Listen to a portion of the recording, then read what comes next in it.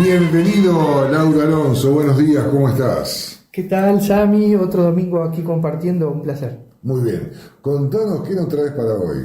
Bueno, tenemos un corolario de una cosa que hablamos hace unas semanas, de los simbolismos. Sí, nosotros estuvimos hablando del simbolismo de madre y padre, pero cómo eso se expande en nuestra vida y cómo podemos empezar a darnos cuenta para poder revertir algunas de las cosas y bueno, sobre todo salir de repeticiones, de programas de condicionamientos, a veces fobias o sufrimientos que nos cuesta identificar, y bueno, con estas herramientas lo podemos hacer. Brillante. Adelante entonces con las herramientas. Bueno, traje un popurrí, arranquemos la caja de Pandora, abrimos. Claro. Siempre traemos sorpresas. Y bueno, traje algo para continuar un poco con esa línea de lo que es madre y padre, porque esas son las líneas que nos van a llevar a donde tenemos que buscar. Detrás de mi madre están mis dos abuelos maternos.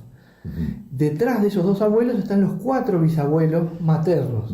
Y detrás de mi padre están madre y padre de él, que son mis abuelos paternos, y los 4 bisabuelos, y después 8, 16, 32, y así nos vamos al resto del árbol. Normalmente no vamos a ir tan atrás, pero 1, 2, 3 generaciones sí podemos tener que investigar, entonces hay que saber cómo. Y te voy a contar una anécdota rara, de una cosa que pasó una vez. Una señora con alergia al oro.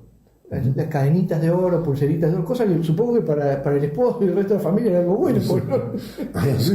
Salvo que pida platino. No le podían regalar. Sí. Bueno, ahí se les complicó. Así es complicado.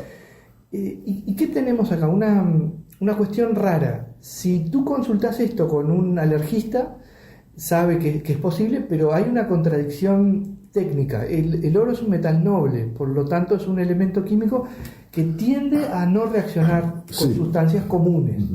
Pues se puede hacer reaccionar con cosas, pero ya más a nivel laboratorio. En cosas comunes no. Con el sudor no debería reaccionar, con la piel tampoco. Entonces, ¿cómo puede dar alergia un metal noble, siendo que sea puro, ¿no? Porque bueno, ahí alguien puede decir, capaz que no era oro, ¿no? En el caso de que sí lo sea, un elemento de billutería, pero realmente certificado que lo es, ¿cómo puede generar alergia o puede generar un enrojecimiento, urticaria, una reacción alérgica, algo que no reacciona químicamente? Bueno, no es una reacción química, eso es evidente, no puede serlo, ¿no? De hecho, el oro se utiliza para algunos implantes y cosas de estética. Antiguamente hacían las coronas de oro, ahora ya no, pero bueno. Pero no debería reaccionar. ¿Por qué reacciona? Reacciona porque es una reacción simbólica, no es física. El cuerpo está detectando ese elemento como si fuera un patógeno peligroso del cual se tiene que defender. Las alergias, desde el punto de vista de la biodecodificación, son reacciones del sistema defensivo exageradas o previas a algo que está considerado como peligroso o potencialmente peligroso. Es como que yo veo en mi entorno algo y entiendo que puede ser dañino porque lo fue en algún momento, y entonces ya me preparo. ¿Viste eso de el que se quemó con leche y ve una vaca y llora? Sí. O como hablábamos hace 1 o 2 programas, si yo tuve un conflicto relacionado con el agua, por ejemplo un viaje, ahora tengo fobia al agua. O si me quemé con algo de fuego, ahora tengo respeto por el fuego, no quiero acercarme, le tengo miedo. Igual, si yo tuve un conflicto vinculado con una figura masculina o paterna, curioso es que el símbolo del padre está conectado con el oro, con el sol, con el fuego, con la electricidad y otras cosas más. Muchas, la lista es bastante larga, incluyendo el trigo, por ejemplo. Entonces, si viene una persona y me dice tengo celiaquía, que sin entrar en el ámbito médico lo podemos hasta simpáticamente explicar como una especie de alergia al trigo y algunas otras harinas más, pero principalmente a la del trigo, nosotros sabemos que no necesariamente el problema está con el trigo o con los productos químicos que pueden estar ahora en el trigo, los transgénicos, otras cosas, sino con el símbolo que hay detrás de eso, y uno de los símbolos es figura paterna. Bien. Entonces, a veces cuando encontrás a una persona con celiaquía, o como en este caso una alergia rara, una alergia a un metal que no debería ser, que es hipoalergénico, no debería ser alergeno conocido, ¿qué pasa con eso? Bueno, lo que encontrás es un conflicto fuerte, como hablábamos hace un tiempo también, un trauma con una figura simbólica ahí. Madre es agua, plata, flores, perfumes y otros símbolos más que son unos cuantos. Entonces, si viene una persona que por ejemplo no puede ponerse perfume porque se brota, que son casos que existen también, nosotros lo primero que vamos a pensar es, si el perfume es el problema y fuera una cosa real y establecida, todos los que se pusieran ese perfume por algún tema de reacción química tendrían un problema. O todos los que tengan cierto tipo de piel y se ponen ese perfume tendrían que tener problemas. Pero eso no ocurre en la práctica. Es alguna persona le da una reacción alérgica y al resto no. Y encontramos a veces conflictos de separación o abandono con la mamá. De la persona, o sea, línea directa, mi mamá me abandonó, o línea indirecta, que es lo más común, que es la mamá de mi mamá la abandonó, o la mamá de mi mamá, o sea, mi abuela abandonó a mi mamá, sí, o mi bisabuela sí, sí, sí. abandonó a mi abuela.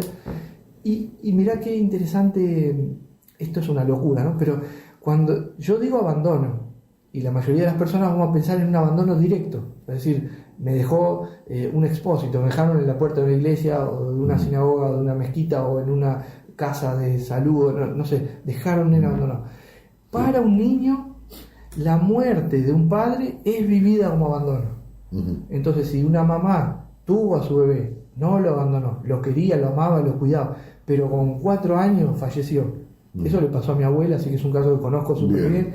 Y por otras partes de árbol también. He tenido, cuando trabajaba en consulta, no un caso, un montón de casos parecidos a esto.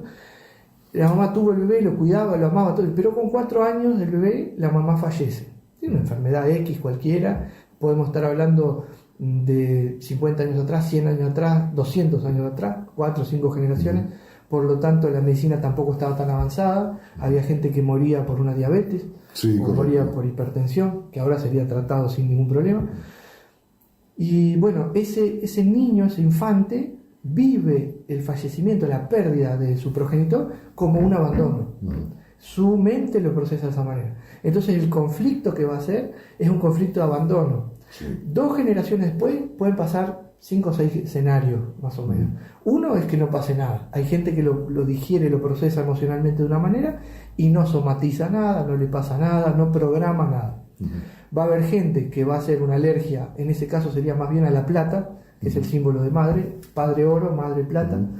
Entonces no va a poder usar joyas o cosas de plata porque se va a brotar o le va a dar picazón, mucha comezón, se va a irritar, algo le va a pasar.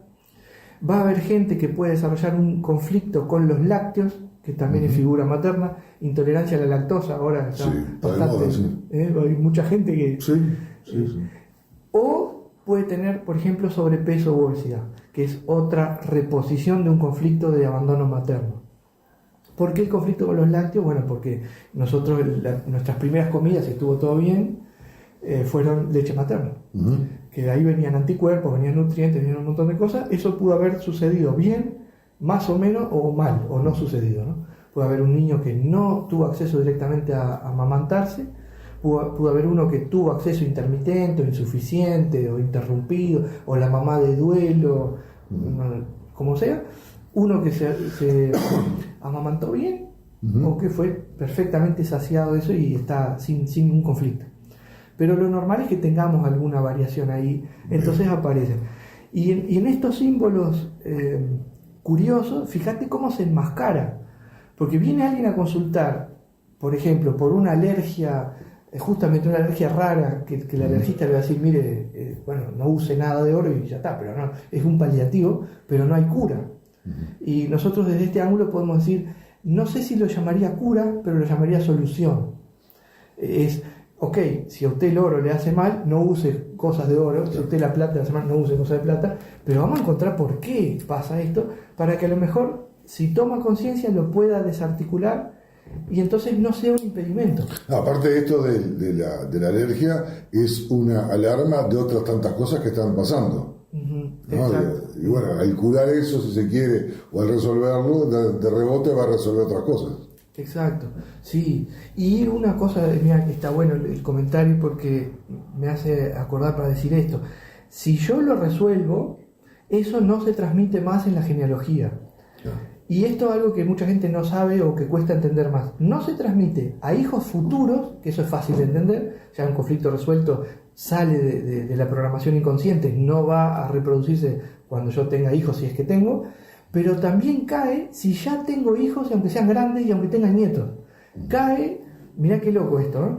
3 generaciones para atrás, la mía y 3 para adelante, son 7 generaciones de beneficio. La mía significa rango de fratría, o sea, lo resuelvo para mí, si tengo hermanos, mis hermanos también sueltan eso, y todos los sean primos, o sea, misma franja etaria. 3 para atrás, o sea que beneficios si están con vida, padres, abuelos y hasta bisabuelos, porque el conflicto ya fue resuelto. Y 3 generaciones para adelante, que eso es más fácil explicarlo y para la gente entenderlo también, porque bueno, si tengo hijos, nietos o hasta bisnietos, si ya fue resuelto, no lo van a necesitar expresar ni en el cuerpo ni en la psique. Pero aunque estén vivos, que eso es lo difícil de entender. Claro, porque de repente a la persona, pienso en voz alta, vos corregime, la persona que resuelve este tipo de cosas ya también cambia de actitud para con los demás. Entonces, bueno, hay cosas, costumbres que eran quizás molestas que van a desaparecer. Sí, exacto. Cambia la actitud, cambia el humor, y cambia la vitalidad, cambia la forma de expresar las cosas, hasta a veces cambia los hábitos, los intereses, viste que a veces a uno le deja de gustar comer determinada cosa y empieza a gustar otra cosa, deja de querer, no sé, comprarse ciertas cosas y le interesan otras, deja de tener un hobby y adquiere otro o no, pero además en la explicación un poco más profunda también implica que en el cambio en la mente colectiva, en lo inconsciente colectivo hay un cambio. Entonces, como somos un sistema, la alteración de un elemento del sistema obliga a todo el resto. La explicación más simple para personas que no pertenece a esta temática y quiere entenderlo de una manera más fluida, imagínate un partido de ajedrez. Estamos jugando un partido de ajedrez y tú me haces un movimiento inteligente, o sea, me cruzás una pieza, por ejemplo un alfil, y me complicás la estrategia con la que yo venía. Yo tengo que cambiar mi estrategia y readaptarla. Eso pasa en el sistema familiar por lo inconsciente colectivo, estamos todos conectados. O sea, un elemento del sistema hizo un cambio, todo el sistema está obligado a cambiar, aunque no se dé cuenta. No es algo que se van a dar cuenta. No. O sea, a ver si lo entendí. Digamos, es como si la persona que trae los vinos los domingos para el asado deja de tomar. Se acabó el interés por el vino. Dejan de tomar todo lo que le estaban acompañando. Ahora viene con jugo de naranja. Claro. Sí. Y bueno, ahí lo que pasa es que todo el sistema se tiene que adaptar a ese cambio. Puede ser que les venga bien y la sensación, aunque no se den cuenta por qué no hay vino, por ahí no se van a dar cuenta, pero ven que no hay. Y no asocian, fulano no está trayendo. Ven que no hay en la mesa. Esta molestia, este desafío, esta incomodidad no está, no aparece. Este problema, este conflicto no se genera más, no emerge más. Pero no saben por qué. Y ahí van a pasar dos cosas. Va a haber gente que se va a sentir mejor y lo va a aceptar, y bueno, ahora tomo jugo o ahora otra cosa. Y va a haber gente que va a sentir una incomodidad y aparecen las resistencias porque estamos acostumbrados a vivir de determinada manera. Entonces, si el sistema familiar ahora no pasa esto, alguien probablemente también va a sentirlo como una pérdida o como algo que falta o le va a costar más adaptarse, aun cuando es un cambio para bien, no para mejor. Claro, aquel que tomaba 2 copitas porque estaba el vino y decía, uy, ¿qué pasa? ¿Nada más vino? ¿Ahora cuál es el problema?